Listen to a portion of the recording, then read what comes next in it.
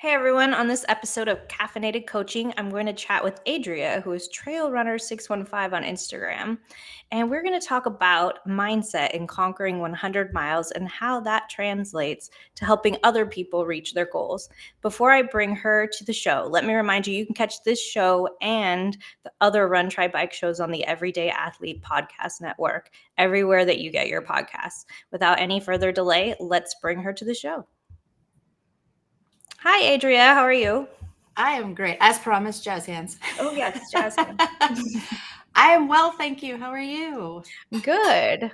So you recently finished the Tunnel Hill 100, correct? I did 2 weeks ago yesterday. Congratulations. I do not Thank know much you. about Tunnel Hill, but I have completed a 100-miler myself. So Nice. we can Commiserate. lament about how that goes. So I know that you are a coach and you have hmm done, is it mostly running coaching? hmm Okay, well, you have done running coaching for quite some time and a lot of pro bono running coaching. Is that hmm correct? That Yeah. is so amazing. I myself am an accountability coach, which is I love more that. of, I'm actually certified as a ultra running coach and as a certified personal trainer, but I have all this business education. So I spend a lot of my time working with people on where they want to get in life in general. Is it a fitness goal or is it a business goal? So mindset is a big thing. What would you say was like your number one like piece of your mindset that got you through 100 miles? You paid for this. No, I'm kidding. I'm kidding.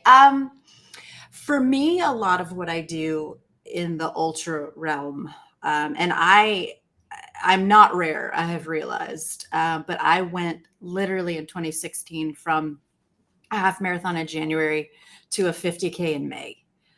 So I just like, I lit the fire and it's like, let's go, light the fuse, let's just go explode the thing and do it. But it has taken me this long to get to the 100 miler. This was my first attempt and my first finish. But I think the reason that I do a lot of what I do in the ultra world is, there's two reasons behind it. It's first of all, I got to prove to myself who I am in really hard times. And that translates a lot to my day-to-day life and my we'll call it my real grown-up job. And then also to prove to other people that they can do hard things. And so a lot of what I kept thinking, because it gets tough at 3 o'clock in the morning when it's pitch black and it's just headlamps bobbing and You're cold. You're yeah. And it's wet. raining. It Yes, rains you're for wet. You're 8 hours. And all you want to do is get back to your stuff or get back to your people, or some people want to get back to their bed. I mean, I did too. But I think the idea that I have two very young, impressionable nieces, and I want to give them tangible things that they can look at and go, oh, I can do hard things too. And whether that's, my 6-year-old niece who's in first grade is a cheerleader, a competitive cheerleader. That's a thing I did not know existed. It does. But, to show her and her little sister, who is almost 2, that, you can do anything that you put your mind to. You just have to work hard enough to do it. And so I think those are the key things that got me through. Is I don't want to look at them and go, I gave up. That is amazing. I remember my 100 miler, a lot of that motivation the last 30 miles was I want to be out of pain. Yeah. Like, Yeah. I had a foot thing happen and I had this personal, I guess you could say, mantra that if I made it to 80 miles, I was not going to quit unless like one of my limbs was falling off. Mm-hmm.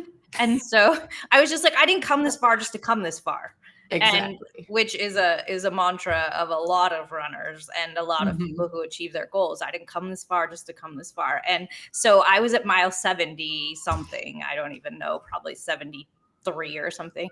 And my foot it hurt really bad. I didn't know what was wrong with it because I'd never experienced pain in that part, like really my feet at all. But I was just telling myself, I can either quit before 80 miles or I am in this for until that foot is falling off. And Quit so it or committed. yes, it's like quit or commit this moment. Like you've only got so many miles to go, so you better think of it. And it's dark and it's cold and you're wet Mhm. and you're just like, that bed sounds really good and my foot could be treated or whatever is going on with it. At least I wouldn't be dragging it around this course anymore. But that has been a big thing of mine also in my life, is showing other people what they are capable of, and that we can do anything we put our minds to. I personally have my own set of, I guess you should say, health issues. Like I had radiation when I was 23, and then a lot of people take that as a kind of, I don't know, just a negative for the rest of their life. Like they're going to be strapped with this disease and problem for the rest of their life. But I just didn't believe that that was my fate at 23 years old, that this was it. So I've been running since I was a child, but I was not willing to give it up just because of that. But I love that because that kind of goes to your coaching. You work with people with cancer, is that correct? Or who have Mhm. overcome cancer? Yeah, that's a part of what I do in I don't even call it a coaching business because I haven't made money coaching in more than a decade. This is my labor of love for my community and for the people that really need this, but for one reason or another can't access coaching. And so my mom is a two-time cancer survivor. My grandmother was a breast cancer survivor. I myself had a cancer scare at 26 or 27. And so that for me is a group of people that I find so passionate about getting back to what they were doing before or finding new ways to be really strong. And so, in talking to my mom very early on, after her first cancer journey, and I said, I want to be able to help people, and I want to be able to help people get to where you are and to figure out, oh, I can go out. And sometimes it's just walking. I can go walk a mile or I can walk 2 miles. And then working with this population of cancer warriors. And also we work with their support systems too. I had the pleasure this year of helping start a walking group with Fleet Feet for cancer warriors and their support systems. And being able to see those people come through this and not only be incredibly strong because of what they've been through, but reignite their passion for being outside or, sometimes running on the treadmill. If you're an indoorsy kind of person, that's your vibe. I'm here for that. But watching them regain their confidence and understand the benefit of strength through doing hard things, like that to me that's everything, and I feel the same way when I coach kids, is watching people come into their own through running. That is exciting. And I have to say, because you mentioned treadmill and because you mentioned outdoors, not everybody is an outdoorsy person, like you said. Some do like the treadmill. What is the farthest distance you have run on a treadmill? Are you a treadmill lover or hater? Yeah, I was actually on the treadmill this morning, but I only did, I think, 2.5 miles. But I'd say 2 weeks after 100, I think I might get a pass on that. Let's maybe not say only. I get it too. I do the same thing, but a lot of people, 2.5 miles would be their, Yeah, marathon, their and ultra. that's what I say is 1 mile is hard. 3 miles is hard. 5 miles is hard. Like every distance, running a mile for me is hard because I don't fall into my footfall that I'm comfortable with First until mile's a about three liar. miles in. Yeah, Yeah. 100%. I think in training, the longest I went was 6 hours. Very And I cool. did not have music and I did not have Netflix. What I did have was I took some Peloton classes. So I Wow. guess that's technically music. Podcast-ish or Yeah, but music-ish, I had maybe? to learn to be bored because I knew I was going to be real bored in that 100 miler. So my longest run on a treadmill is 6 hours and 10 minutes, which was a 50K. It Wow. was my first 50K, ironically, and of course, pandemic days, but it would have been outside, even though it had to be virtual that year. But we had an AQI, which if you're not from the West Coast, you don't probably look at the AQI ever, but it's the air quality based on the particles in the air, usually when there are wildfires. So we had an AQI of like 410, which is off the charts. It's like smoking packs of cigarettes while you're trying to run. And so that wasn't acceptable for me. And then on top of that, it was about 105 degrees outside. So between the air quality and the temperature, I was like, I'm doing this 50K on this treadmill. And yeah. that is, I had music, but you do have to learn to be bored a little bit. I switched it up with some walking intervals, so it would kind of like keep the and slower miles and faster miles and things. But a lot of people are surprised when they're like, you spent like 6 hours on a treadmill and you did 50K. Yeah. I actually PR'd my outside 50K the next one I ran, because probably I was just so happy to not be on a treadmill. To not be running to nowhere. Right, for 6 hours. But you do need, so I have seen you have a really cool tattoo, if I recall, on your wrist. And oh, you have two. This is the one that I was actually three. Three. This one? But yes, that one. What is that? So that is actually, it's a couple of different things. The vintage perfume bottle is because my mom collects vintage perfume bottles. So it has a vintage stopper on the bottle. But it is, catching lightning in a bottle and finding the thing that you love and that you're passionate about. And for me, that's twofold.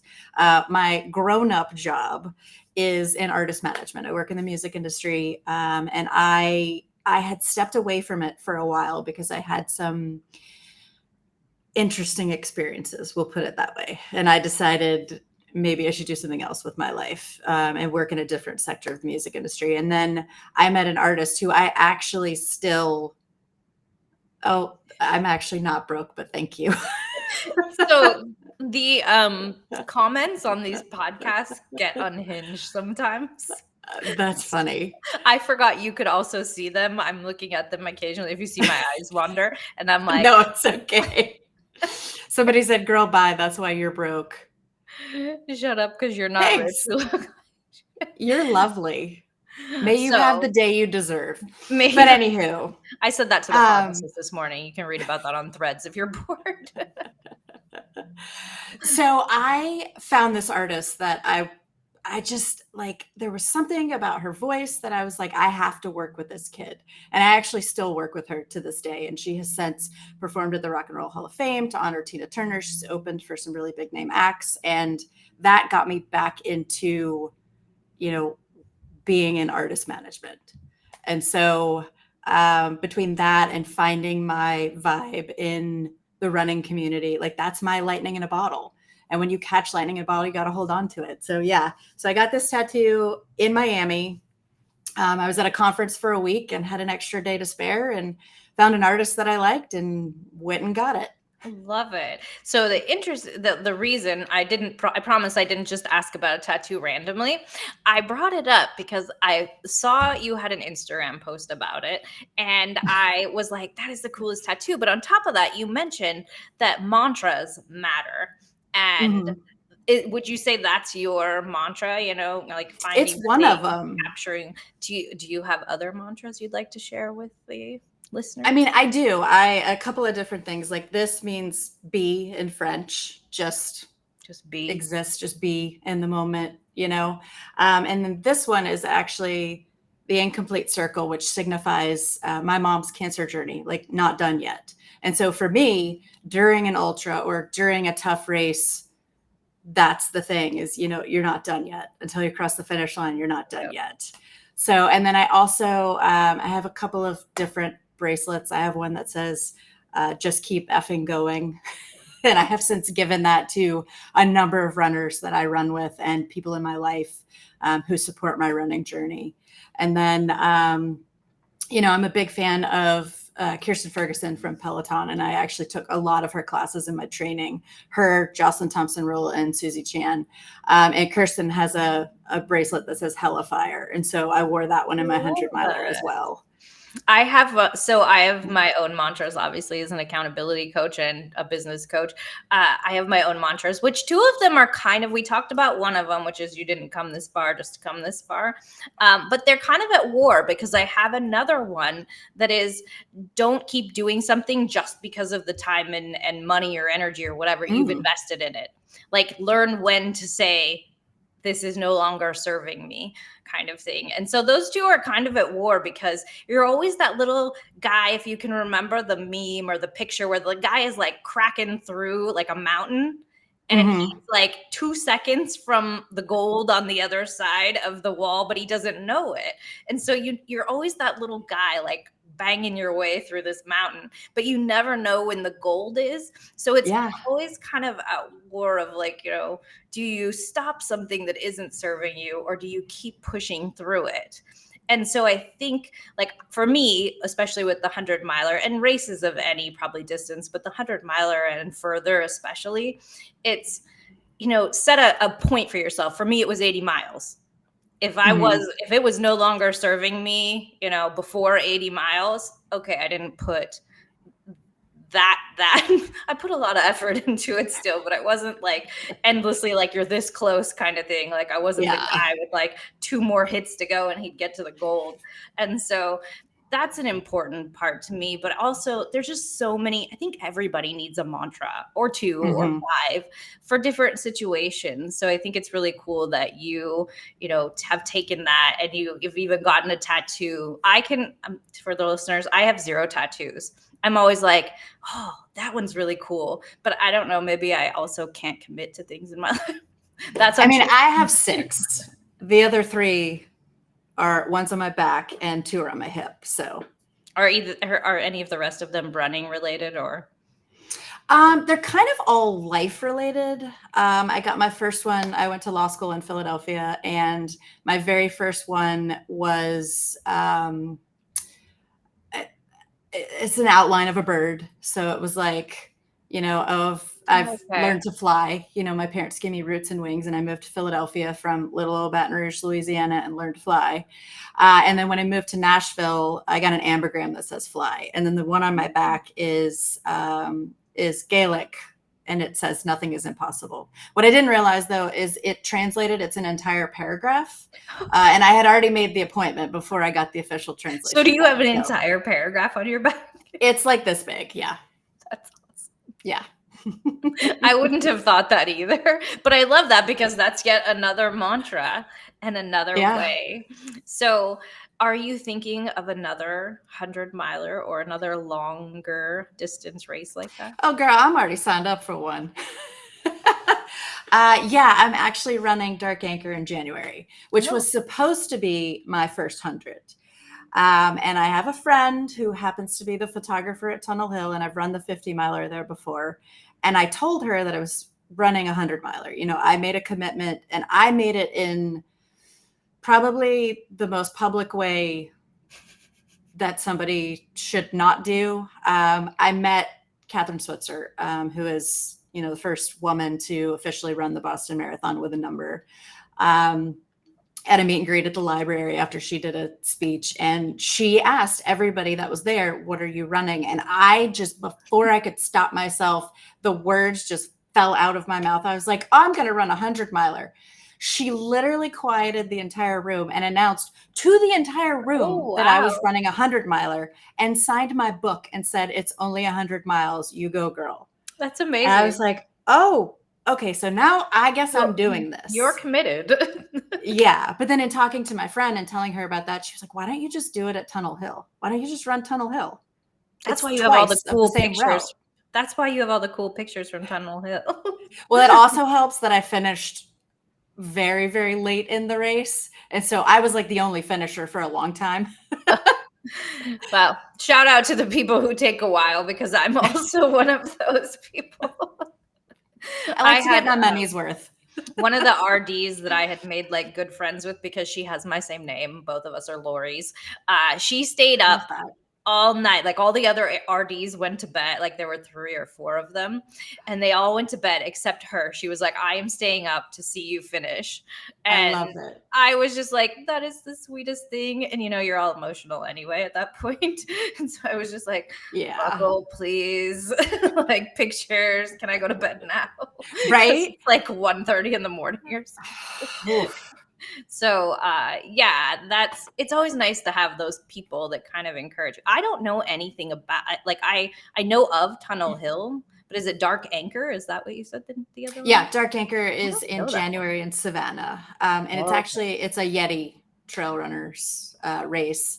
Jason Green puts it on, yeah. and it's a 34-hour race, but if you cross the 100-mile threshold, you get a buckle. So that was going to be kind of my lower stakes run. Yeah. Because even if you don't get to 100, you still get a finish time and all of this. So let's but talk I'm going about, for it. I'm amazed. I did not know about that one, even though I am familiar with the Yeti group and Jason Green. I almost ran my first 50 at one of his, but I had to switch Oh, nice. up at the last second and not travel across the country to do it. So that brings me to what you mentioned about 34 hours. So it's a timed race is what it sounds like. Is that correct? Okay. And you said that it's different. You still get a buckle, or you still get a time and probably a medal if you don't get to the 100-mile. And some people find like looped and timed races, they think lesser of them. And I love them. yes, I I want it out love there them. that these are not. I actually talked to someone at the running event, TRE, last week who was like, oh, I had never really thought about doing like a looped timed event. Is Dark Anchor like a 2-mile loop, 1-mile loop? 3.5. 3.5. Okay. So it's like some of them are up to Which just long enough to be a pain in the Mhm. butt in the middle of the night. Yeah, so I've done 2. I've done up to 2-mile loops. I don't know if once you get to the 10-mile, if we're going to call it a loop still or not. Yeah, that's still a long way to go before you Yeah. get back to your stuff and your people. And there's a lot of 100-milers like Javelina and Rocky that are 20-mile loops or 25-mile that no one considers them loops. So I feel like 10 miles, I don't know that I'd call it a looped race, but what people think, they're like, oh, well, you can get to your stuff, you can get to people, you can get to an aid station every few miles. So that's not as hard as, say, a mountain 100. But I am here to tell you that I disagree, because it's the same thing as the people who yell no treadmill. I hate the treadmill. I don't want to. You have to get comfortable being bored and not quitting when you can see the spot to quit every mile or two. Like it comes up and you're like, I could sit down and never get back up again. And that would be fine. It's and hard no one in a would different care. way. Yes, it's hard in a different way. Was Yeah. Tunnel Hill, does it have much elevation gain? No. It is fast and flat. I was not fast for a couple of reasons. And not fast is totally fine. Like I work with a lot of people that are not fast and are totally cool with that, and they don't have a desire to get faster. Couple of things. One, I did something to my knee at mile 39. So for 61 miles on and off, I ran with knee pain. Sounds like my foot. Crazy, right? Like just keep going and hope you didn't do any awful damage to it. But it wasn't bad enough for me to stop. So I was like, it's pain management at this point. Everything hurts. Keep going. I also have a heart issue where my heart rate can't really get up past a certain level. So I tend to be a slower runner anyway for that reason, because I'm not interested in passing out on a course. That's not the kind of scene I want to make. Yeah, I agree. And then it also rained most of the night, and I didn't have a pacer. So I just did it by myself. My brother, who is the loveliest human being, and I owe him so much for this, crewed me for he stayed awake the entire time. But I didn't have a pacer. So I was literally out there by myself. And because it was raining, it was really slippery. And I decided my race was not going to end because I fell down and broke a bone or slipped off the side of a cliff. Tore ACL or MCL or right. something. Yeah. Right. So I ran a pretty speedy first 50 miles. And after that, my time slowed down a whole lot. And then my last 10 miles were pretty quick because that's when the sun came up. And that, Um, burst of light and yeah, morning makes which you. does so much for you. It's like, oh, I'm back in life. Yeah. But then half a mile before the finish line, my knee did the thing again for the last time, and it was irretrievable. So I walked the last half mile. I had all these grand plans of running in and jumping at the finish line and doing a whole thing. And my happy little butt just strolled my way in like I was shopping at the mall. I'm pretty sure that's how I finished. I honestly don't even remember the finish. That's pretty sad, but I do not remember. I think I just kind of drug my corpse across it. It's like I know I was there because somebody took a picture. And I will say that we always think those runs and jumps are going to look way cooler than they actually do. I remember, they don't. if you're familiar with Ohm, who's a co-owner of Run Try Bike, his was it Tahoe? He ran across the finish line after the Tahoe 200 and did a jump and stuff. And I was like, you probably thought that looked so graceful in your mind. And then you get the picture props back. to him and that like, he could still run and jump at that point after 200 miles. But yeah, I was like, oh, I'm not going to do that. Although, have the most fun, because that's what this is about. It should be fun. And it really should be. And I've really enjoyed chatting with you. And I hope that we have talked everyone that listens to this podcast into understanding that, take your mantra and do different hard things. A mountain 100, a looped 100, like that is a treadmill 100. No one's going to say you didn't run 100 miles because you did it on the treadmill. You still did it. I actually am crazy enough to, so I definitely have 100 in mind that I plan on signing up for. It's hard to get into. So I did it once before and had to take myself out of it. Like I didn't even DNS. I withdrew earlier than that. But so I know how, so I'm the ownership team of Jason and Ohm and myself are planning on Javelina next year. I was signed up for Javelina in 2022 and had to take myself out like a month or two in advance. But you have to pretty much, if you know anything about Javelina, you have to pretty much register on like the first of the year when it opens, or you're ending up on a wait list. So I can't say that we're doing it yet because we have to actually get in before the wait list fills and everything. But also I have considered a 200, and especially the Oregon 200, because it's not as common. Like it's a newer race, so not as many people run it. And it's I lived in the desert of Phoenix for a few years, and Oregon, and I've lived in Oregon and Washington. I will take Oregon over, say, Cocodona or something. It sounds a little bit cooler, still definitely difficult in its own ways and things. But so there's so many things out there that if you want to achieve them, you can. And you are a great example of that. I'm a great example of that. The one thing I definitely forgot to ask you, the icebreaker question, which is the show is called Caffeinated Coaching. Are you a caffeine junkie? And what's your favorite type of caffeine? I really hope my cardiologist doesn't see this. But yes. Same. I actually, interestingly enough, I'm a tea girl, but I have gotten into coffee over the last 6 months or a year. So every now and then I'll do a coffee in the morning with hazelnut creamer.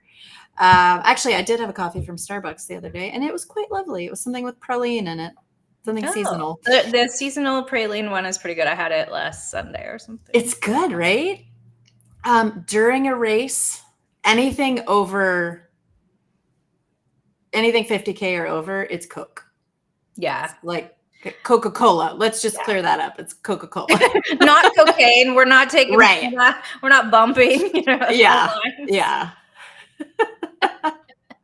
Jason is laughing from the production back room of this. We Coca-Cola, full sugar, right? We're not. Oh, no. The whole thing. I mean, I Yes, love all of Diet it. Coke on a regular basis, but like Not when during a you're race. doing a race, you need the sugar and the Yeah, something about Coca-Cola brings you to life during it a does. long It race. is the nectar of the gods during a race. I when That I and peanut butter and jelly sandwiches. Okay, I'm allergic to peanuts, but Oh, quesadillas? I'm allergic to everything, so people would think I'm insane for doing 100 milers the way I do them, or even anything over 50K. I literally am eating plain rice or plain oatmeal or salted rice. Hmm. So I have a funny video from across the years. I did back-to-back 50Ks at across the years last year, and I have a video of myself walking with a bowl of rice, like eating I this love like it. plain bowl of rice. I love it. I mean, Ohm did something like 300 miles. And so it was like the middle, like late at night, we were Wow. walking together and just like telling dumb stories. And so I'm eating my bowl of rice. But I'm the weirdest person to fuel, which is another reason the Oregon 200 appeals to me, because if I do it with someone, like I'm going to have to pack all of my own fuel with me. Mm. Aid stations, because I'm allergic to so many things. The Coca-Cola and candy is about the only thing I hit up at aid stations. But I love But that those are you important. Yes, the candy, but at some point you get sick of it. You're like, "No Yeah. more candy." And chips too, like, "No, no, I Yeah. can't eat another chip or another, like, candy bar, please don't." Uh, that's what I don't think anything sounds that amazing. I love that you love the peanut butter jelly sandwiches. I Jason do. has a funny story about Lake Sonoma 50 and a peanut butter and jelly sandwich. Sometime the audience, you'll have to message Jason and ask him his funny story about his peanut butter and jelly. It was like There's crusty. there's a picture of me from Tunnel Hill on my Instagram of me absolutely celebrating a peanut butter and jelly sandwich because you gotta find the little things, Yes. and I'm also just realizing I'm sunburned. I volunteered at a marathon yesterday to hand out medals, which Mhm. is a super fun experience. I Thank love you to to the watch. volunteers out there. Yes, Always. 100%. But I love to watch people triumph. And so that for me is, I always tell people if you want to see the power of the human spirit, go stand at the finish line Of of anything. any race, whether it's 1 mile, a 5K, a 10K, 100 mile. Just stand there and watch people finish and watch what happens to them when they cross the line. I would have Uh, never like understood that until I did it at Lake Sonoma. I watched from the first finisher of the 50, and it's a pretty iconic 50 miler. So mhm, and I think it has a purse too, if I'm remembering mhm. correctly. But purse, to those of you who don't run, is money that you can win at the end. But anyway, I watched to the first person to the last, and pretty much the last, and it is a try, and it was so hot that day. It was over 100 degrees, and there's no shade on that course, so people were falling across the line and just like full body spasming. The first Mhm. place winner or second place, they literally just fell across the line in this like full body spasm because they were so dehydrated and hot and stuff.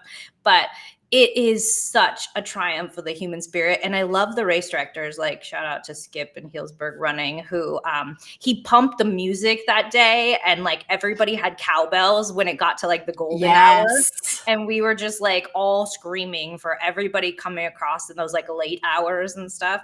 It is like a feeling you can't get unless you have been Mhm. there and done that sort of thing. And it's just amazing to see people triumph. I'm And I gonna have to wear sunglasses because I tear up every Crying. time. Yeah, I I don't know. cry when I finish my own races, I but don't. I do when I watch other people finish. Yeah, I would say the same. We won't tell your cardiologist that you've been drinking coffee. Uh, you and I will have to get coffee sometime and Yeah, maybe for run a race sure. together. It's been great talking to you, and I hope Oh, that I love this. anyone who is interested in like doesn't think they can accomplish something, reach out to one of us. We will tell you that despite your cardiology issues, my Mhm. bone and I guess joint issues, like we have accomplished these things, and we will help you and tell you all of the mantras you could ever want to hear. Thank Well, you so that's what much. I tell every athlete that I work with is I will make you believe in yourself whether you want me to or not. Yes, and I love that. I'm the same way. I will make you realize you can do it. Thank you Mhm. so much for chatting with me today. Oh, It's been absolutely. This has been so much fun. It has. We will obviously continue to talk. It's been great. Thank you so much. Thank you.